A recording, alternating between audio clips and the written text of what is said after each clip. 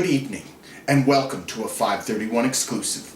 I'm your host, Troy Moore, and tonight's episode will delve into the controversy of genetic manipulation, genetics.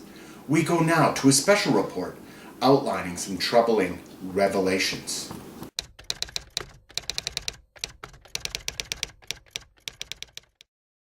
There are few more controversial topics in science than that of genetic engineering. As lifespans extend, people in science are looking for ways to slow or stop the aging process. In addition, disease, which was once rampant, may now be controlled or even stopped by genetic manipulation or engineering. The idea of genetic engineering, a term coined in 1971 by James Nagle, is manipulating an organism's genome using biotechnology. New DNA can be inserted into an organism after the targeted genetic material has been copied or cloned. Or gene targeting can occur, which is a recombining technique which specific genes or traits are introduced to produce specific mutations. Any organism created through genetic engineering is considered to be a genetically modified organism, or GMO.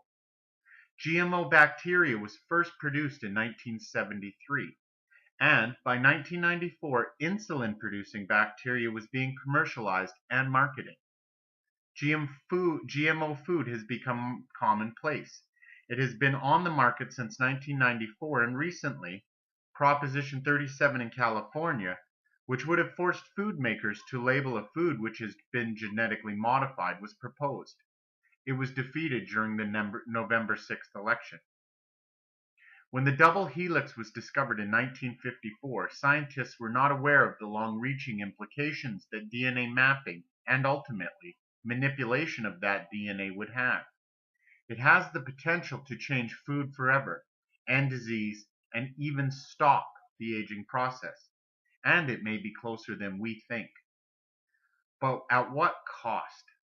Tonight's special will examine the controversy in genetic manipulation. Genetics. Welcome back. We are joined in studio by world-renowned genetic expert and Nobel Prize candidate Dr. Ines Gunn. Welcome, Dr. Gunn, and thank you for joining us. Okay. So tell me, Doctor, why all the controversy?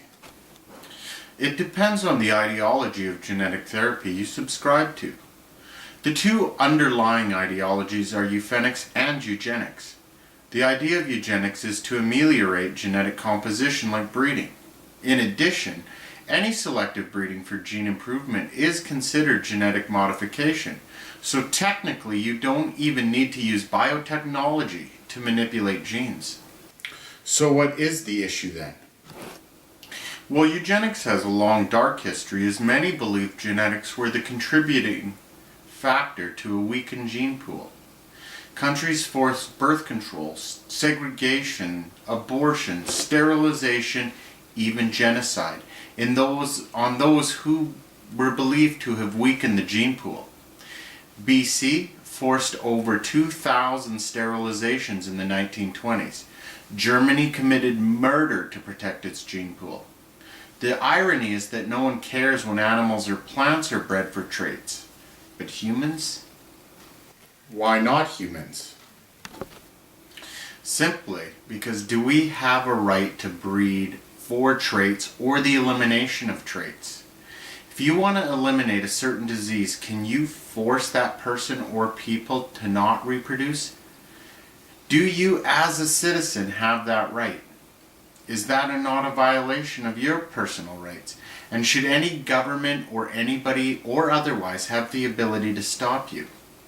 An additional problem with eugenics is the idea of affecting subsequent generations. Germline therapy involves manipulating sperm or egg cells to rid them of the trait, such as disease. Because of the way it is introduced, it will then affect entire familial lines. So if you isolate the mutation for cancer, you could stop it and conceivably stop it in future generations. In theory, but what if something goes wrong? We don't know all the effects of gene replacement or DNA modification. What if, as Murphy and Potts point out in their book, we create a self-replicating virus. Then what? We have given a death sentence to the patients and to the unborn. Speaking of the unborn, how did we receive their consent to manipulate their genes? How can an unborn child give consent? In addition, who are we to play God and change entire family lines? Eugenic remains a dark spot in genetic engineering. What about the controversy surrounding euthenics? Well, first, euthenic applications treat specific individuals with specific problems, but it has issues as well. Such as? Two main ones come to mind: consent and access and cost. Let's start with consent. What if I told you you had a disease that I could fix through genetic manipulation? What would you do? Of course I would fix it. Of course you would.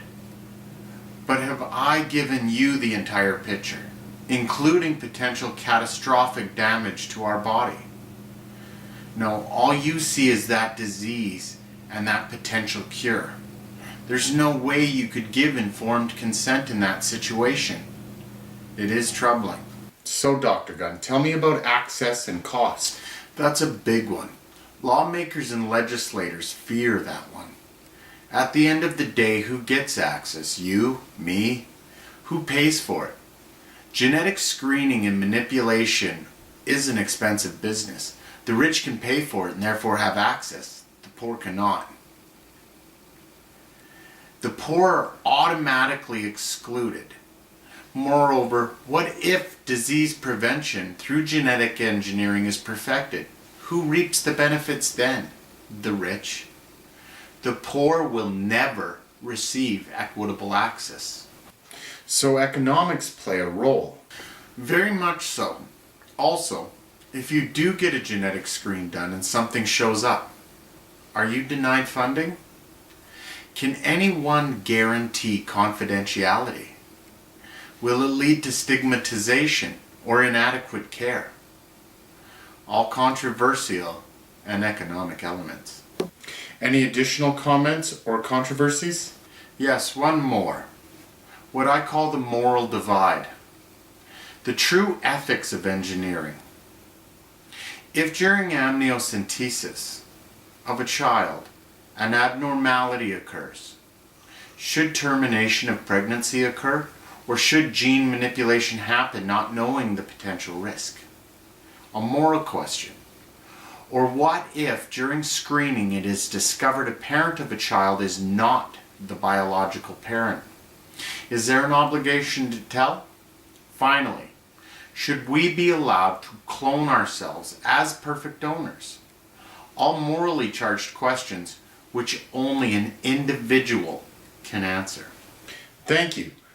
For a perspective on the controversy of GMO foods, we go now to our secret informants whose identity has been protected. Welcome, Mr. X.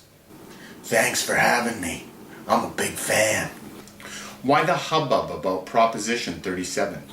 People believe they have a right to know if their food is modified. But thanks to some influential people and the right amount of money, Prop 37 went bye-bye. People wonder if their food is natural. Is it? Listen, money makes this world go round and food is no different. Thanks to GMOs, we can produce food cheaper and faster than ever before. You modify a wheat to grow in the snow and you're a rich man. What people fail to realize is that we eat GMOs every day. It is believed that 50 to 70% of everything we eat has been modified in some way. That much? From the eggs you eat in the morning to the ice cream you eat before you go to bed. Speculation states food could cost $400 more per month without GMOs. It seems great. Why the controversy? As I said earlier, they don't believe the food is natural. Nor do we know the environmental impact of our new food. But really, what's a few fields anyway?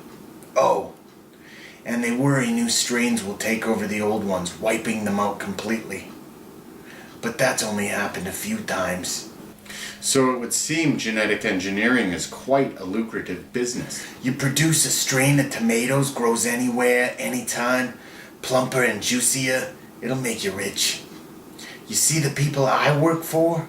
The people who control the money? Only concerned about one thing: cost and profit. We could cure disease with some of our research, but our profit lies in food, so the money goes to that, not disease. So BMO food is a purely profit-driven business? Has to be. Listen, man, I know what they say. Cancer rates higher than ever. Obesity on the rise again.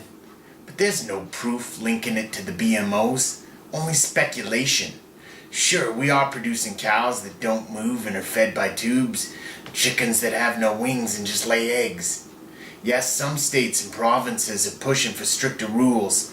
But if food costs go up, the consumer will turn a blind eye. They want faster and they want cheaper. Morality has no place in business. BMOs are the playground of the rich and the daring. You that worried about it? Eat organic.